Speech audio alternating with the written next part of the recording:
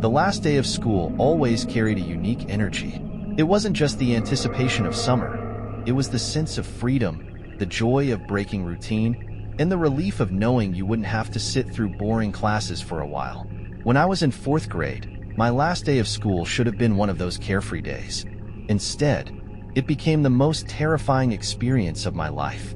Back then, I walked home with my friend Eric almost every day. Our neighborhood was close to the school, and our parents trusted us to make the short journey together. But on the last day of school, Eric said he had to stay back for something his mom planned. So I was on my own for the first time in months. It didn't seem like a big deal. After all, it was just a 10-minute walk through a neighborhood I'd lived in my whole life. As I left the school building, the parking lot was chaotic. Parents picking up their kids, cars honking, and teachers waving goodbye. I decided to take the quieter back road home, figuring I'd avoid the noise and get there faster. I waved goodbye to Eric and started walking. The back road wasn't deserted. A few other kids were taking the same shortcut. But as I got farther along, the crowd thinned out. The road was lined with trees, and the sunlight flickered through the leaves, creating patterns on the pavement. I was halfway home when I noticed a car parked on the side of the road. It was an old, beat-up sedan, its paint chipped and faded. At first, I didn't think much of it, but as I got closer, I realized someone was sitting inside, staring at me. The man looked older, maybe in his late 40s, with a scruffy beard and a baseball cap pulled low over his eyes. He wasn't doing anything, just sitting there, but his gaze was fixed on me in a way that made my stomach churn. I tried to act like I didn't notice him, keeping my pace steady. As I passed the car, I felt his eyes follow me. Then I heard the engine start. My heart sank. The car pulled onto the road and began creeping along behind me. It wasn't close enough to seem threatening, but it was too close to ignore. I told myself it was a coincidence, that he was probably just leaving at the same time I happened to walk by. But when I turned onto my street, the car turned too.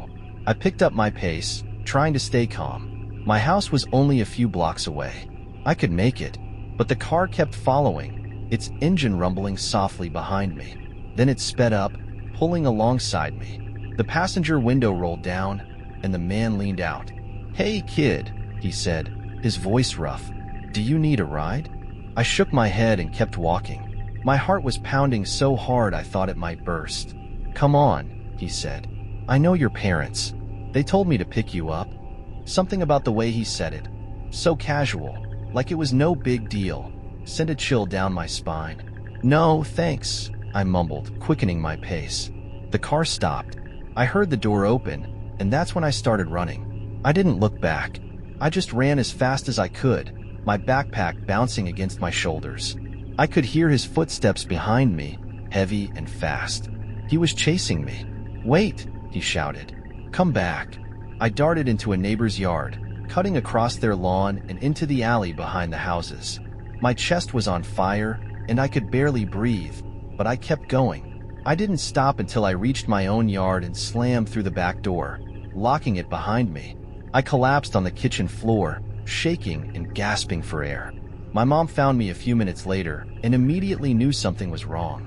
Between sobs, I told her everything. The car, the man, how he chased me. She called the police right away. Officers came to the house and took my statement, but by the time they searched the neighborhood, the man and his car were gone. For weeks after that, I couldn't walk home alone. My mom or dad made sure to pick me up every day, even when it was inconvenient. I never saw the man again, but sometimes I think about how close he was, how easily things could have gone differently. To this day, I don't know who he was or what he wanted, but I'll never forget the look in his eyes as he followed me down that quiet, sunlit street. It wasn't just curiosity or even anger, it was hunger. When I was in 7th grade, the last day of school was a bittersweet affair. Everyone was excited for summer, but there was also a tinge of sadness at saying goodbye to friends you wouldn't see for months. Our school always ended the year with a half day, followed by an assembly in the gym. Most kids loved it, except me. Our gym was old, built decades before the rest of the school, and it had this weird, unsettling vibe. The high windows were always grimy, letting in just enough light to cast strange shadows on the peeling walls. There were rumors that it used to be part of an old hospital, and though the teachers brushed it off as nonsense, every kid swore they'd seen something odd in there at one point or another. The assembly was a typical end-of-year affair: awards, farewells, and a slideshow of awkward photos from throughout the year. It was boring, but at least it meant no more classes. When it ended, we were free to go, and most of my friends left immediately. I, however, had to wait. My dad had gotten stuck at work, and I had to hang around until he could pick me up. The school was eerily quiet as I wandered the halls. I figured I'd kill time in the gym, maybe shoot a few hoops until my dad arrived. When I got there, the doors were propped open, but the lights had been turned off. The faint glow from the windows barely lit the court, but it was enough for me to see the basketball left on the floor. Perfect, I thought. I grabbed the ball and started shooting hoops, the sound of the ball bouncing echoing through the empty space. It felt strange being in the gym alone, but it was also kind of peaceful. For a while, I forgot about how creepy the place could be. That is, until I missed a shot, and the ball rolled into the shadows near the bleachers. I jogged over to get it, but when I bent down to grab the ball, I heard a sound. It was faint, like the shuffle of feet on the polished floor. I straightened up and looked around, but the gym was empty. "Hello?" I called out, my voice trembling slightly. No response. I grabbed the ball and headed back to the center of the court. I told myself it was just my imagination, but then I heard it again, this time louder. It wasn't just footsteps. It sounded like someone was whispering. "Who's there?" I said, trying to sound braver than I felt. The whispers stopped. The silence that followed was so thick, it felt like the gym itself was holding its breath. I scanned the room, my eyes darting to the shadows under the bleachers, the corners where the light didn't quite reach. That's when I saw it. At first, I thought it was just a trick of the light. A dark shape hunched in the far corner, partially obscured by the bleachers. But then it moved. Slowly, deliberately, the figure straightened up, its head tilting unnaturally to one side. I froze. My hands were gripping the basketball so tightly that my fingers ached. The figure didn't move closer. It just stood there, watching me. I couldn't see its face, but I could feel its gaze, heavy and unblinking. And then it whispered. It wasn't words, exactly. Just a low, rasping sound that sent chills crawling down my spine. My fight-or-flight instincts kicked in, and I chose flight. I bolted for the door, the basketball forgotten on the floor. As I ran, I could hear the shuffle of feet behind me, faster and louder with every step. I didn't look back. I didn't need to. I could feel it chasing me, the air in the gym growing colder with every second. When I reached the hallway, I slammed the gym doors shut behind me and kept running until I was outside, gasping for air. My dad arrived a few minutes later, completely unaware of what had just happened. I didn't tell him. I didn't tell anyone, really. Who would believe me? I saw a shadowy figure in the gym. Sounded ridiculous, even to me. That summer, I tried to forget about it. But when school started again in the fall, I couldn't bring myself to go near the gym. Even now, years later, I still get chills when I think about it. The way it just stood there, the sound of its whisper, and the fact that no one else ever saw it. At least, no one who talked about it. This happened on the last day of my sophomore year in high school. It's been years, but the memory is still as vivid as if it happened yesterday. Our school had a sprawling, maze-like layout, and parts of it felt more like an old asylum than a high school. One hallway in particular, known as the North Wing, was infamous among students. It was the oldest part of the school, rarely used, and always unnervingly quiet. Everyone had a story about something weird happening there. Strange sounds, cold spots, even glimpses of figures that didn't belong. I never believed any of it. I mean, every school has its ghost stories, right? But that last day of school changed my mind forever. The day started off normal enough. End-of-year assemblies, signing yearbooks, saying goodbye to teachers and classmates. By lunchtime, most of the students had already left. My friends and I decided to stick around a bit longer. We wanted to mess around and explore parts of the school we normally didn't go to. Inevitably, someone suggested the North Wing. "Let's go check it out," my friend Mark said, grinning. "What's the worst that could happen?" I wasn't thrilled about the idea, but I didn't want to be the only one to back out. So, with our phones ready as flashlights, the four of us made our way to the infamous hallway. The moment we stepped into the north wing, the atmosphere changed. It was colder, for one thing, and the air felt heavier, like it was pressing down on us. The hallway was dimly lit, the overhead lights buzzing faintly, and the faint scent of mildew hung in the air. The lockers along the walls were rusted and dented, and some of the doors hung open, creaking softly. "This place is a dump," Sarah said, kicking a stray piece of trash across the floor. Her voice echoed, unnaturally loud in the empty corridor. We wandered deeper into the hallway, peeking into the old classrooms. Most of them were empty, the desks covered in dust, but a few still had forgotten textbooks or abandoned projects on the shelves. It felt like stepping into a time capsule, like we'd stumbled into a school from decades ago. "Nothing creepy so far," Mark said, his voice tinged with mock disappointment. "Where's the ghost everyone talks about?" "Maybe it's too scared to show up," Sarah joked. We laughed, but it felt forced. The truth was, we were all on edge. The hallway was too quiet, the kind of quiet that makes you second-guess every sound, every shadow. I was starting to regret coming when we heard it. A soft, rhythmic tapping, like footsteps on the tiled floor. We all froze. "Did you hear that?" I whispered. "Yeah," Mark said, his bravado suddenly gone. "It's probably just the pipes or something." But it didn't sound like pipes. It was deliberate, steady, and getting closer.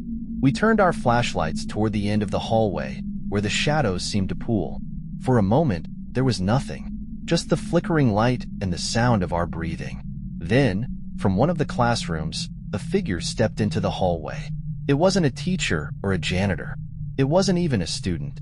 It was a girl, maybe our age, wearing an old-fashioned school uniform, one that no one in our school had worn in decades. Her head was tilted down, her long, dark hair obscuring her face. She moved slowly, her bare feet making that tapping sound on the floor. None of us said a word. We just stood there, rooted to the spot, watching as she walked toward us. She didn't look up, didn't acknowledge us. It was like we weren't even there. Then she stopped. She was only a few feet away now, standing under one of the buzzing lights. Slowly, her head began to lift, and we saw her face, or what should have been her face. It was blank. No eyes, no mouth, no features. Just smooth, pale skin stretched over bone. Sarah screamed, and that broke the spell. We turned and ran, sprinting down the hallway, our footsteps echoing wildly. I didn't dare look back, but I could feel her presence behind us, could hear the faint tapping of her feet keeping pace. When we burst out of the north wing and into the main part of the school, the temperature felt normal again, and the oppressive silence was gone. We didn't stop running until we were outside, gasping for breath in the bright afternoon sunlight. "What the hell was that?" Mark said, his voice shaking. None of us had an answer. We left without saying much more, and we never talked about it again. Over the summer, I heard rumors that the north wing was going to be sealed off permanently. Some kind of structural issue, they said, but I wondered if it was something else, if the school had finally decided to lock away whatever was lurking in that hallway. To this day, I can still hear the sound of her footsteps in my nightmares. My high school wasn't particularly remarkable, but there were always stories floating around about certain parts of the building. One of the most infamous was room 23, an old music classroom that had been locked up for years. According to the rumors, a student had died there decades ago during a recital, a freak accident involving the grand piano. Since then, the room had been abandoned, and nobody seemed eager to reopen it. On the last day of my junior year, my friends and I decided to sneak into room 23. It was a half day, and the teachers had all but given up trying to keep us in line. The building was chaotic, with students running through the halls, pulling pranks, and saying their goodbyes. Amid the chaos, slipping away unnoticed wasn't hard. "Do you really want to do this?" I asked my friend Claire as we stood outside the locked door to room 23. "It's just an old classroom, probably full of cobwebs." "That's the point," Claire said with a grin. "What if the rumors are true?" "I bet it's boring," Josh chimed in, leaning against the wall. But hey, I'm game if you are. After a quick look around to make sure no one was watching, Claire pulled out a bobby pin and began fiddling with the lock. It clicked open surprisingly easily, and the door creaked as we pushed it open. The air inside was heavy and stale, like it hadn't been disturbed in years. Dust motes floated in the sunlight streaming through the grimy windows, and the faint scent of mildew lingered. At the far end of the room, covered by a tattered white sheet, stood the grand piano. "There it is," Claire said, her voice hushed. "The haunted piano." Josh laughed. "Haunted, my ass. It's just old." We stepped inside, our footsteps muffled by the thick layer of dust on the floor. The room was exactly as I'd imagined. Desks pushed to the corners, peeling paint on the walls, and an eerie silence that seemed to swallow up every sound. Claire approached the piano, lifting the sheet to reveal its polished surface. It looked almost pristine, untouched by the decay surrounding it. "It's beautiful," she said, running her fingers over the keys without pressing them. "Play something," Josh said, smirking. "Let's see if the ghost likes your taste in music." Claire hesitated, then shrugged. "Why not?" She sat on the bench and pressed a few keys. The sound that came out was soft and melodic, but there was something off about it, a faint echo that didn't match the acoustics of the room. She began to play a simple tune, a lullaby we all recognized from childhood. The notes echoed strangely, as though the room were amplifying them in a way that didn't make sense. Then the lights flickered. "Did you see that?" I asked, my voice barely above a whisper. "It's just old wiring," Josh said, though he didn't sound convinced. Claire stopped playing, her hands hovering over the keys. "Did you hear that?" "Hear what?" I asked. She didn't answer. Instead, she pressed another key, and this time, the echo was louder, too loud, like a second piano was playing somewhere nearby. "That's not right," she muttered, standing up quickly. The room felt colder now, the air heavier, and the faint scent of mildew had been replaced by something sharper, metallic. The piano lid suddenly slammed shut with a deafening bang, and we all jumped back. Josh swore under his breath, his bravado evaporating. "Okay, this isn't funny. I didn't do it," Claire snapped. Before we could process what was happening, a low, rumbling sound filled the room. It wasn't the piano. It was deeper, almost like a growl, and it seemed to come from everywhere at once. The air grew colder still, and the lights flickered again, plunging us into brief darkness. When they came back on, we saw it. A figure was sitting at the piano, its back to us. It was hunched over, its head tilted at an unnatural angle, as though listening to something we couldn't hear. The air around it shimmered faintly, like heat rising from asphalt, but the room was freezing. "Who's there?" Claire demanded, her voice shaking. The figure didn't move. It just sat there, its skeletal fingers hovering over the keys.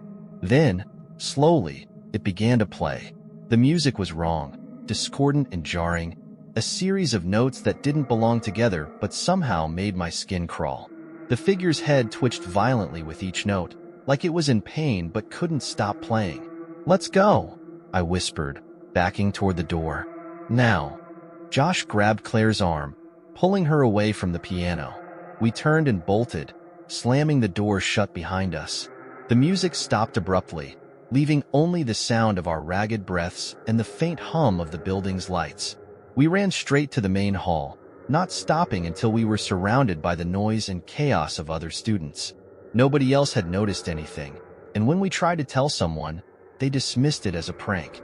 The janitor even claimed the door to room 23 had been locked all day. That summer, I couldn't stop thinking about what we'd seen. The figure, the music, the way the air had felt like it was alive with something unnatural. When school started again in the fall, room 23 was sealed off, the door replaced with a solid wall. No one ever explained why. I haven't stepped foot in a music room since. The last day of 5th grade was supposed to be nothing but fun. For us younger kids, the school organized a carnival on the playground, complete with face painting, sack races, and a dunk tank for the teachers. It was the highlight of the year, and everyone looked forward to it. But what I remember most about that day wasn't the carnival. It was the chilling event that followed. Our school was built in the 1960s and hadn't changed much since. The playground was split into two areas, the newer side, with colorful slides and jungle gyms, and the older, neglected side, where rusted swing sets and faded merry-go-rounds sat mostly unused. That older section always felt a little off to me. The equipment creaked even when the wind was still, and the ground was littered with cracks where weeds pushed through. Teachers told us to stay on the newer side, but kids being kids, we liked to sneak over there when no one was looking. That afternoon, as the carnival was winding down, my friends and I decided to explore the old playground one last time before summer break. "Come on," Sam urged. "It's our last chance. We'll be back next year, and it'll probably be even more broken." I didn't want to go, but I didn't want to be left out either. So, against my better judgment, I followed Sam, Lily, and Marcus past the cones marking the off-limits area and into the older section. The air felt different as soon as we stepped onto the cracked asphalt. It was cooler, heavier, and the sounds of the carnival seemed to fade, replaced by an eerie silence. The swings swayed gently, even though there was no breeze, their chains creaking in an oddly rhythmic way. "See? Nothing scary," Sam said, grinning as he climbed onto the merry-go-round. It groaned under his weight, spinning slowly as he pushed off with one foot. Marcus joined him, laughing, but I couldn't shake the feeling that we were being watched. "Guys, let's go back," Lily said, voicing what I was too afraid to say. "Relax," Sam replied. "It's just a playground." But then Lily pointed to the far corner, where the grass grew taller and the shadows were darker. "What's that?" she asked. We all turned to look. At first, I didn't see anything, but then a figure emerged from behind the rusted slide. It was a child, or at least it looked like one, small, with pale skin and dark, hollow eyes. They were standing completely still, their head tilted slightly to one side, as if curious about us. "Who's that?" Marcus asked, his voice barely above a whisper. "Probably some kid messing around," Sam said, though he didn't sound as confident as before. "Hey," he called out, "you're not supposed to be here either." The figure didn't respond. Instead, it took a step forward, its movements stiff and unnatural, like a puppet on strings. My stomach dropped, and every instinct in my body screamed to run, but my legs felt like they were glued to the ground. Then the swings started to move, not just swaying gently, but violently, as if an unseen force was pushing them. The sound of the chains clanking against the metal frame filled the air, drowning out Sam and Marcus's nervous laughter. "Let's go," Lily said, grabbing my arm. This time, no one argued. We turned to leave, but the figure moved again, faster this time. It was running now, its movements jerky and wrong, like it didn't quite know how to use its limbs. We bolted, sprinting back toward the carnival. I didn't dare look back, but I could hear the sound of its footsteps pounding against the asphalt, growing louder with every second. We burst through the cones and into the crowd of students and teachers. The noise of the carnival washed over us, and when I finally dared to glance back, the figure was gone. The swings were still, the merry-go-round motionless. "What's wrong with you kids?" one of the teachers asked, noticing our pale faces and labored breaths. There's someone on the old playground," Sam stammered. The teacher frowned. "Nobody's supposed to be over there. It's dangerous. Go play on the newer equipment." We tried to protest, but she waved us off. That night, I couldn't stop thinking about the figure. Those hollow eyes, the way it moved. I barely slept. When we came back in the fall, the older playground was fenced off entirely, with signs warning of structural hazards. But the rumors didn't stop. Some kids said they'd seen shadows moving behind the fence, or heard laughter coming from the swings late at night. Others claimed the figure was still there, waiting for someone brave, or foolish, enough to cross the barrier. I haven't been back to that playground since. Even now, years later, I still hear the creak of those swings in my nightmares. The last day of junior year was supposed to be a breeze. Classes were over, the exams were done, and everyone was just counting down the hours until we were free for the summer. Our school didn't exactly go all out for the last day, but there was always an underlying buzz. Kids playing pranks, signing yearbooks, and making plans to celebrate. But this time, something happened that overshadowed it all, something I still can't explain. It started with a missing student. Megan was in my English class, a quiet girl who mostly kept to herself. She wasn't the type to cause trouble or skip school, so when the teacher took attendance and her name came up blank, it seemed odd. Probably left early, someone joked, but I remember thinking it didn't feel right. Megan never missed school, not even for a cold. The morning went on, and no one thought much of it. But by lunch, whispers were going around. Megan's backpack had been found, stuffed into one of the bathroom stalls in the East Wing. That was the oldest part of the school, where the classrooms had been closed off years ago due to renovations that never seemed to happen. The hallways there were always dark, dusty, and dead silent. Everyone knew to avoid them. Still, curiosity got the better of us. My friends, Jake, Emma, and I decided to check it out. Just a quick look, Jake said. Maybe someone's pulling a prank. We slipped away during the lunch rush, heading down the narrow hallway toward the East Wing. The air felt colder as we walked, and the faint hum of the lights overhead seemed louder than usual. The deeper we went, the more the school noise faded, leaving only the echo of our footsteps. When we reached the East Wing, the doors were unlocked, just like we'd heard. Inside, it was exactly how I remembered it. Dim, musty, and unsettling. The paint was peeling off the walls, and the lockers were rusted shut. It didn't feel like part of the school anymore, more like the shell of something long abandoned. Jake led the way, his flashlight cutting through the gloom. We checked the bathrooms first. The door creaked as we pushed it open, revealing cracked tiles and broken mirrors. Sure enough, there was Megan's backpack, slumped against the far wall like someone had dropped it there in a hurry. Guess she didn't leave early, Emma muttered, her voice barely above a whisper. Where is she then? I asked, but no one had an answer. As we stood there, a faint sound echoed through the hallway outside. It was a soft, rhythmic tapping, like someone lightly knocking on metal. We froze, straining to hear. The sound grew louder, closer, until it stopped just outside the bathroom door. Hello? Jake called out, his voice cracking slightly. No response. Emma grabbed my arm. We should go, she said, her eyes wide with fear. But Jake, ever the bold one, pushed the door open and stepped into the hallway. The flashlight beam darted back and forth, illuminating nothing but empty lockers and shadows. There's no one here, he said, though he didn't sound convinced. We regrouped in the hallway, deciding to check a few of the classrooms before leaving. Most were empty, filled with dust and broken desks. But the last room on the left was different. The door was slightly ajar, and a faint light glowed from within. Even though the power to this wing had been cut off years ago, we hesitated at the threshold, unsure whether to enter. Then, before we could decide, the door swung open on its own, revealing the room beyond. It was empty, or at least, it looked that way at first. The desks were arranged in neat rows, and a chalkboard at the front displayed a message written in shaky handwriting. Help me, Emma gasped, clutching my arm tighter. Jake stepped inside, shining his flashlight around the room. That's when we saw it, a figure standing at the back, motionless and barely visible in the shadows.